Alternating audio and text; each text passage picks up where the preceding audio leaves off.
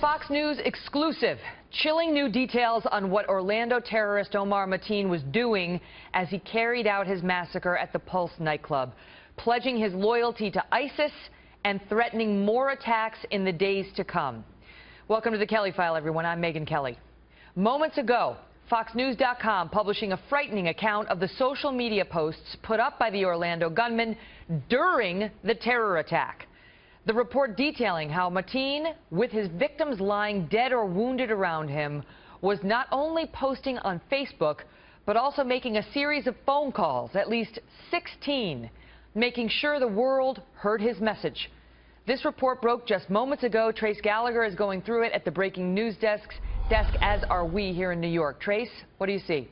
The information in the report, Megyn, really is stunning, and it's stuff we have not heard before. This is coming to us, of course. They're talking about the 3 hours in between the shooting and the time the police went in and killed the actual shooter. We're talking about a bunch of Facebook posts because this guy apparently had 5 different Facebook accounts that were linked to him. I want to start by giving you the first Facebook post that was on FoxNews.com. It reads, and I'm quoting, "I pledge my allegiance to ISIS leader Abu Bakr al-Baghdadi. May Allah accept me. The real Muslims will never accept the filthy ways of the West. You kill innocent women and children by doing U.S. airstrikes. Now taste the Islamic State vengeance." He went on to post again a short while later, again quoting, "In the next few days, you will see attacks from the Islamic State in the United States of America." And finally, he posts, "America and Russia stop bombing the Islamic State." We should note these are all coming from information from the Senate Homeland Security Commission, specifically Wisconsin Senator Ron Johnson, a Republican who has given this information. He says that when this attack happened, they quickly took down all of his social media accounts. But of course, the Homeland Security Commission was able to revive those accounts, which is why they have this information. You mentioned 16 phone calls, Megyn. That is brand new. As of an hour ago, we heard there were 5 phone calls made, 3 to 911,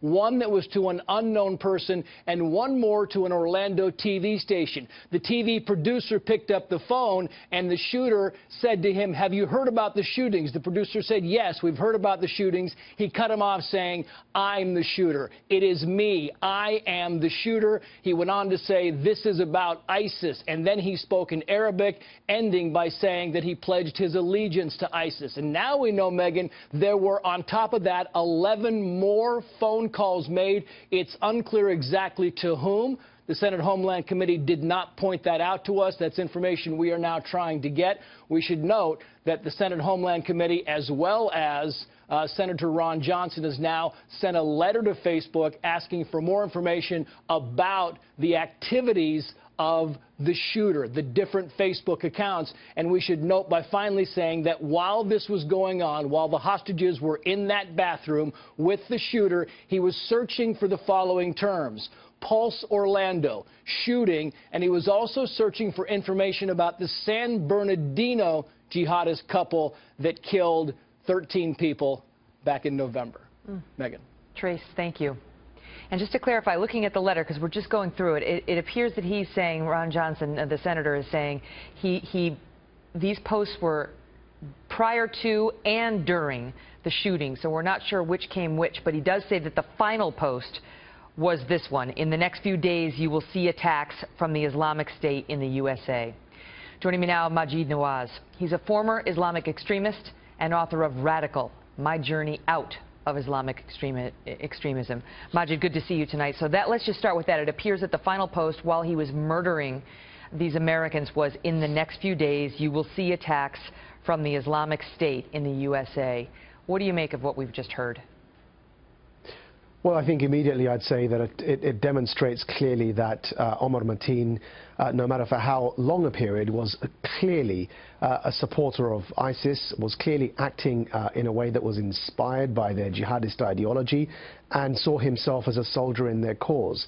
I'm incredulous to the fact that there are I speak as a liberal, Megyn, as you know, but my fellow liberals seem to be making a big deal about the fact that he was a regular at nightclubs. Perhaps he drank, perhaps he had homosexual tendencies, but that doesn't prevent somebody sympathizing with the jihadist ideology.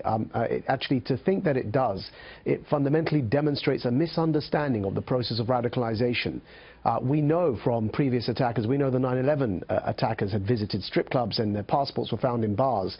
We know the same in France with the Paris attackers. A couple of them even owned a bar. So the process of radicalization can happen very quickly if the fundamental ideological sympathies exist in the mind of the attacker. What would be the trigger, though, Majid? I mean, that's what people have been looking for. We heard, listen, he said he reportedly celebrated 9/11, according to his high school classmates, when it happened, when he was a sophomore, I think, in high school.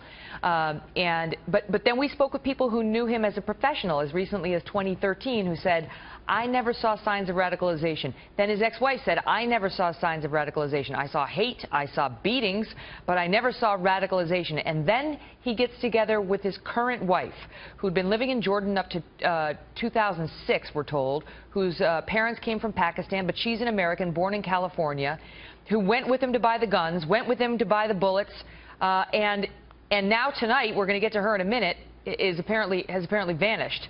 So do we tie it to her? How do we figure out how it started? Well, unfortunately for us living in Europe, I'm in London, we have experienced this very speedy process of radicalization many times.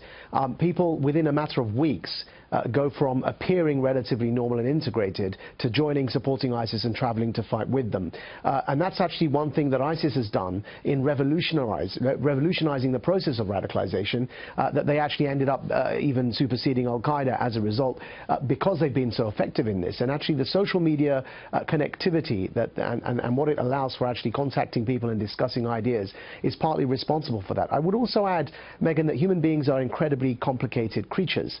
And so we do know that as a child, Omar Mateen celebrated the 9/11 attacks. We do know that his father called the Taliban in Afghanistan warriors. So we know he grew up in an atmosphere where these sorts of things were justified. And we also heard from a co-worker that he was working with at the security company who actually made some complaints about him and actually expressed that he felt this man should have been dismissed for his extreme views. So there was certainly a process occurring. The speed of it in the current day and age with ISIS doesn't surprise anyone who works in this field. Right. In 2014, the FBI had contact with him because he was sympathizing with or friendly with a man who went on to become a homicide bomber over in Syria. They moved on from the case, but when you look back with 20/20 hindsight, of course, the signs are there.